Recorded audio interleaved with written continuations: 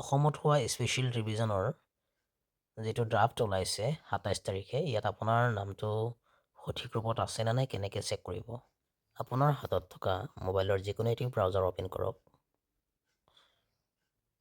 ইয়াতে লিখিব PDF electoral roll Assam 2025 search কৰি দিয়ক। ওপৰত দেখা পাইছে নহয় PDF ইলেক্টৰেল ৰোল, তাতে ক্লিক কৰিব।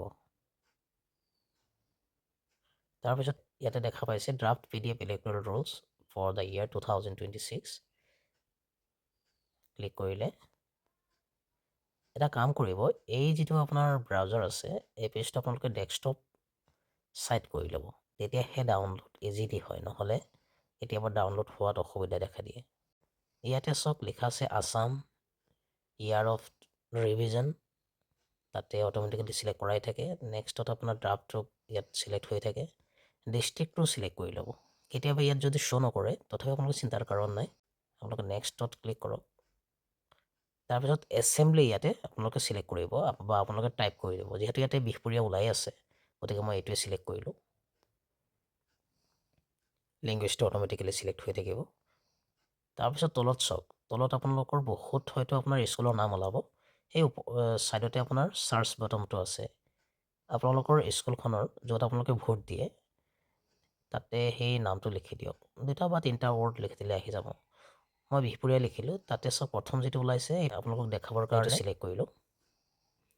তাৰপিছত ওপৰত কেপচা আছে, তাতে আপোনালোকে এই কেপশ্যনটো লিখক। যেনেকৈ আছে ছেম তেনেকুৱা লিখক। মই লিখি দিলোঁ। লিখাৰ পিছত আপোনালোকে এই ডাউনলোড আছে নহয়, ডাউনলোড ছিলেক্টেড PDFs, তাতে ক্লিক কৰি দিব। অকণমান টাইম ল'ব। তাতে চাওক ষ্টেটাছ প্ৰগ্ৰেছ বুলি দেখাই দিছে, তাৰমানে আমাৰ PDFটো ডাউনলোড হৈ আছে। আমাৰ PDFটো ডাউনলোড হৈ গ'ল। ইয়াতে অ'পেন কৰিব পাৰে বা ব্ৰাউজাৰৰ যিটো ডাউনলোড অপশ্যন আছে সেই তাতো গৈ কিনে অ'পেন কৰিব পাৰে। আপোনালোকে আপোনালোকৰ নাম, সম্পৰ্কীয় ব্যক্তিৰ নাম, বয়স, ঘৰ নম্বৰ সকলোবোৰ সঠিক ৰূপত আছেনে নাই ভালকৈ চাব। যদি কিবা অসুবিধা দেখা দিয়ে তেতিয়াহ'লে 27/12/2025 চনৰ পৰা 22/1/2026 চনলৈকে আপোনালোকে ক্লেইম এণ্ড অবজেকশ্যনৰ কাৰণে সময় পাব আৰু তাতে গোটেইবোৰ বস্তু ভালকৈ ঠিক কৰি ল'ব। ভিডিঅ'টো কেনেকুৱা পালে কমেণ্টত জনাব আৰু ভাল লাগিলে শ্বেয়াৰ কৰিব। আজিলৈ ইমানেই, ধন্যবাদ।